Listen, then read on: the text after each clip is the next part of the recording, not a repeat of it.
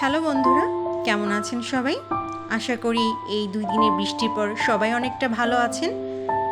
2 দিন ধরে বৃষ্টির পর আবহাওয়া অনেকটাই ঠান্ডা, তাই ইচ্ছে হলো একটু খিচুড়ি রান্না করার। তাই আজকে দুপুরে আয়োজনে ছিল খিচুড়ি। আর খিচুড়িটা হলো গিয়ে পাতলা খিচুড়ি। একেবারে পাতলা আমার ভালো লাগে না, তাই পাতলার মধ্যে ঘন খিচুড়ি করেছি আমি। খিচুড়ি রান্নার জন্য প্রথমে আমি পরিমাণ মতো চাল নিয়েছি, তার সাথে নিয়েছি মুগ ডাল আর অল্প মসুরি ডাল দিয়ে আমি মিশিয়ে নিয়েছি। তারপর ভালো করে ধুয়ে জল ঝরতে দিয়েছি আর একটু সেদ্ধ করে নিয়েছি মটর ডাল। এখন কড়াই বসিয়ে দিয়েছি, কড়াইতে দিয়ে দিয়েছি সরিষার তেল।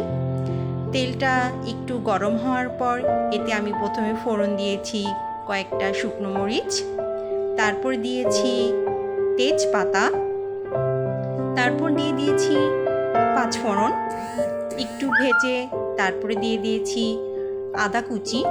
তারপর সুন্দর করে আমি এটা ভেজে নিয়েছি। ভাজা হওয়ার পর আমি এখানে কিছু সবজি দিয়ে দিয়েছি আমার পছন্দ মতো। আলু, কুমড়া, পেঁপে, একটু লাউ, এগুলো আমি দিয়ে সুন্দর করে ভেজে নিচ্ছি। ভাজার সময় একটু দিয়ে দিয়েছি লবণ, তাহলে ভাজতে সুবিধা হবে এবং তাড়াতাড়ি সেদ্ধ হবে। আমি এখানে একটা মশলা গুলে নিয়েছি, আর তা হলো ধনে, হলুদ, জিরা এবং মরিচের গুঁড়া। একটু জল দিয়ে গুলিয়ে আমি সবজির মধ্যে দিয়ে দিয়েছি এবং কিছুক্ষণ আমি কষিয়ে নিব।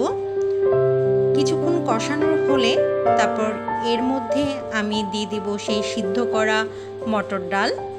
তারপর আবার একটু ভালোভাবে কষিয়ে নেব। সুন্দর করে কষানো হবে, একটু তেল ছেড়ে ছেড়ে আসবে, তখন এর মধ্যে আমি দিয়ে দিই ধুয়ে জল ঝরিয়ে নেওয়া সেই চাল দিয়ে আমি আবার সুন্দর করে নাড়াচাড়া করে কিছুক্ষণ ভেজে নেব। তাহলে মশলা আর চালের মিশ্রণটা যদি একটু ভেজে নিই খুব ভালো লাগবে। যখন কিছুটা ভাজা হবে, মিনিট 2-1 মতো, কারণ এটা সিদ্ধ চাল, বেশি ভাজলে ভালো লাগবে না। ভাজা হয়ে গেলে এর মধ্যে আমি দিয়ে দেব গরম জল দিয়ে আমি সুন্দরভাবে নেড়ে নেব। তারপর কিছুটা লবণ দিয়ে দেব, সাথে দিয়ে দেব কাঁচামরিচ কুচি। তারপর আমি ভালোভাবে জলের মধ্যে মিশিয়ে নেব। যখন কিছুটা হয়ে আসবে তখন আমি চুলার আঁচ কমিয়ে ঢেকে দেব। কিছুটা হয়ে গেলে ঢাকনা উঠিয়ে আমি আবার নাড়াচাড়া করে দেব। উপর নিচ করে দিলে সিদ্ধ হতে সুবিধা হবে। কিছুক্ষণ নাড়াচাড়া করার পর আমি আবার ঢাকনা দিয়ে দেব আরও ভালোভাবে সিদ্ধ হওয়ার জন্য।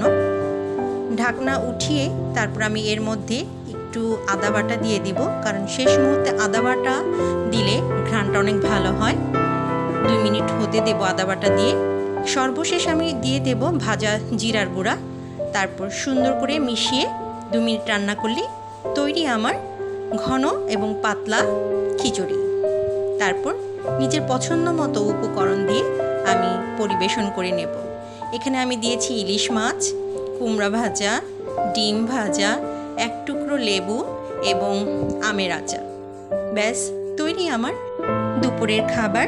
কেমন লাগলো কমেন্টস করে জানাবেন। ভালো লাগলে লাইক, শেয়ার এবং সাবস্ক্রাইব করে দিবেন আমার চ্যানেলটায়। এতক্ষণ ধরে দেখার জন্য সবাইকে অসংখ্য ধন্যবাদ।